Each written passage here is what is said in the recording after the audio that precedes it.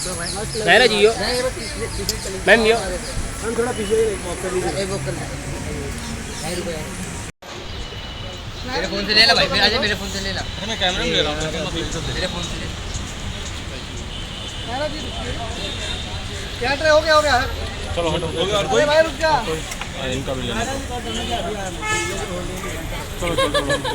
हो गया कितना 5 मिनट का बाइट हुआ। हो गया नायरा जी यहाँ पे देखिए। अरे हटिया लेने दो यार फोटो। हो गया ना, हो गया। अभी इधर नारा जी यहाँ पे देखिए। नोरा जी ने नारे जी। हाँ इधर देखो ना। हाँ, आज आप पिटी लग रही हो। एक ये लुक के बारे में थोड़ा सीन कैसा है? तो यहाँ पे तो रेंज चल रहे हैं, लेकिन मेरी समर ख़त्म नहीं हुई है, बहुत गर्म हो रहा है मुझे। मुझे ब्राइट कलर्स पहनना बहुत पसंद है, प्लस आजकल मेरा फेवरेट कलर भी ब्लू है। तो मैंने एक क्रॉप टॉप पहना है विद शॉर्ट्स पहना है, एंड मेरे शूज़ और मेरे बैग्स मैचिंग है। Okay. छोटा सा क्यूट सा बैग। आई लाइनर भी आपने कुछ मैच किया है इसमें? आई लव पॉप कलर्स, मुझे नियॉन या ब्राइट पॉप कलर्स बहुत पसंद है, इसलिए मैं अपने लुक्स के साथ, कलर्स के साथ बहुत ये सब एक्सपेरिमेंट करती रहती हूँ। ओके, तो ये बेसिकली एक रेनी सीजन के लिए जो आपने गेटअप लिया है। बेसिकली मैंने रेनी सीजन का गेटअप तो नहीं लिया है, मैंने समर सीजन का गेटअप लिया है, क्योंकि मेरी समर खत्म नहीं हुई है। रेंज पे तो फिर भी मौसम थोड़ा ठंडा हो जाता है, बट ये तो ठंडा होने का नाम ही नहीं ले रहा है भाई। आपके इयररिंग्स काफ़ी यूनिक लग रहे हैं। क्या थैंक यू सो मच। किस तरह के हैं, कहाँ से आपने इसको सॉल्व किया है? अगर ये तो लाइक मैंने ख़रीदा है, एंड मॉल में से ख़रीदा था। सो फैंस के लिए क्या कहोगे? अब आप इतना एडवेंचर करके आई हो। फैंस के लिए मैं ये कहूँगी कि देखो, मैंने एक चीज़ तो समझ लिया है, खतरों की खिलाड़ी में जाने के बाद ना एक बहुत बड़ी लेसन मुझे मिली है। मैं फिजिकली और इमोशनली स्ट्रॉन्ग इंसान हूँ, लेकिन मेंटल स्ट्रेंथ को लेकर मेरा थोड़ा सा कभी कभी डगमगा जाता है, फोकस इश्यूज है मुझे थोड़े से। तो मैं यही कहना चाहूँगी कि हम जब कभी कभी ज़्यादा लथार्जिक हो जाते हैं या लेज़ी हो जाते हैं, उससे बहुत टाइम वेस्ट होता है। आपको हमेशा खुद की जो मेंटल एनर्जी है उसको बरकरार रखनी है। You have to be fast in life, तो आप बहुत कुछ करने का मौका मिलेगा, बहुत कुछ कर पाओगे आप। डोंट वेस्ट टाइम, क्योंकि टाइम इज़ प्रेशियस, ये आप सब लोग जानते हो, लेकिन ये मेरे पर्सनल एक्सपीरियंस से मैं भी कह रही हूँ। Time is precious, do all the adventures. एक ही ज़िंदगी मान के चलो, और ये आपका लास्ट डे है वैसा मान के चलो, तो आप बहुत कुछ करने का मौका मिलेगा, बहुत कुछ करने का मन करेगा। जब आप वहाँ गई खतरों के खिलाड़ी, आपके कितने जो पुराने दोस्त थे उन्होंने मोटिवेट किया? कोई ऐसा है कि कितने लोग थे ऐसे? कौन थे? बहुत मेरे बेस्ट फ्रेंड्स, मेरी मॉम और मेरे भाई ने बहुत मोटिवेट किया है, निशान ने बहुत मोटिवेट किया है। इनफैक्ट मुझे रोज़ मैं फ़ोन करके वो मोटिवेशन मांगती हुई थी, क्योंकि केप टाउन जैसी जगह पे हो जहाँ पे अपना कोई नहीं है, दोस्त है, धीरे धीरे दोस्ती हुई है सबके साथ। एंड वेदर बिल्कुल मुझे नहीं पसंद। मुझे तो बॉम्बे में भी ठंड लगती है जब विंटर होता है, तो वैसे वेदर में हूँ, ऑल अलोन, 2 महीने निकालने हैं, रोज़ स्टंट पे स्टंट हो रहा है, और डिफ़िकल्ट स्टंट, सच में बहुत डिफ़िकल्ट स्टंट हो रहा है। यू नो, टीवी में देखने में बहुत ईजी होता है, बट वेदर आधी चीज़ें वाट लगा देती है, यू नो।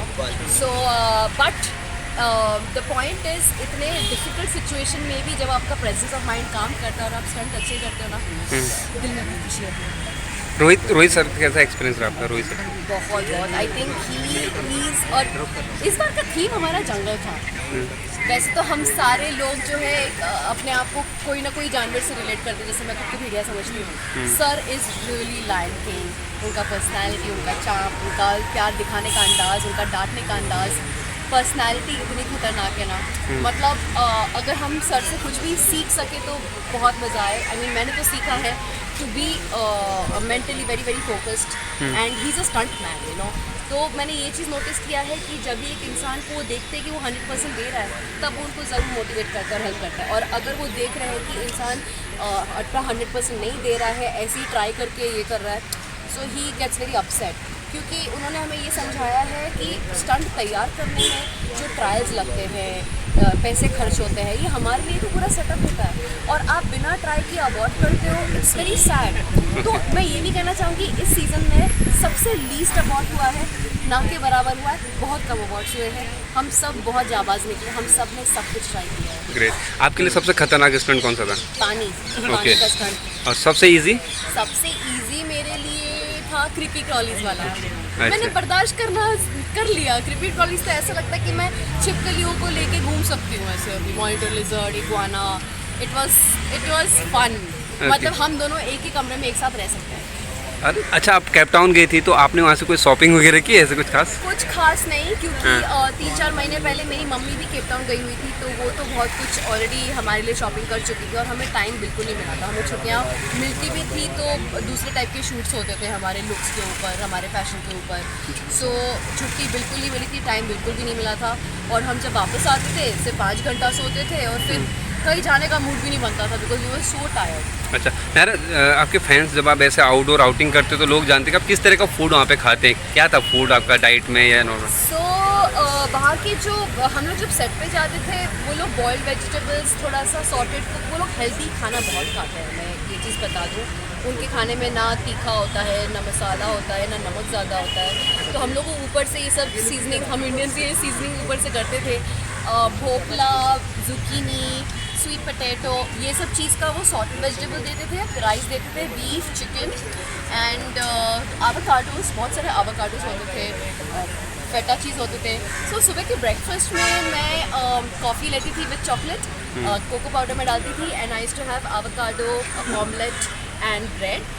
और लंच में मेरा ये स्टेपल था, मैं हमेशा सिर्फ बॉइल्ड चिकन और ये जो सब्ज़ी मैंने कहा Bhopal, zucchini and sweet potato, वो खाती थी, थोड़ा सा राइस एंड फेटा चीज़। आपके लिए टॉप कंटेंटर कौन सा है था पूरे उसमें? तीनों सबसे ज़्यादा, मतलब उसका हर एक स्टंट इतना इजीली करता था, ऐसा लगता था जैसे वो खुद ही स्टंट मैन है। मैंने कभी उसको थका हुआ नहीं देखा है, मैंने कभी भी उसे ये कैसे करूँ नहीं देखा है, कभी भी टाइम वेस्ट करते हुए देखा ही नहीं है। वो फोकस रखता है और भागता है, ऐसा लगता है जैसे उसको स्टंट्स पहले से ही आते करने, मतलब कमाल है। ओके, मेरी नज़रों में तो वो विनर है, मेरी नज़रों में। अब नायरा खतरों के खिलाड़ी के बाद कहाँ और क्या दिखेगा अगर फैंस को बताओ? नायरा अभी जा रही है एक वेब सीरीज़ के शूट करने के लिए एंड कुछ ऑफर्स है, वो जब मैं डिसाइड कर लूँगी कि मुझे क्या करना है आप लोगों को पता चल जाएगा। Great, okay.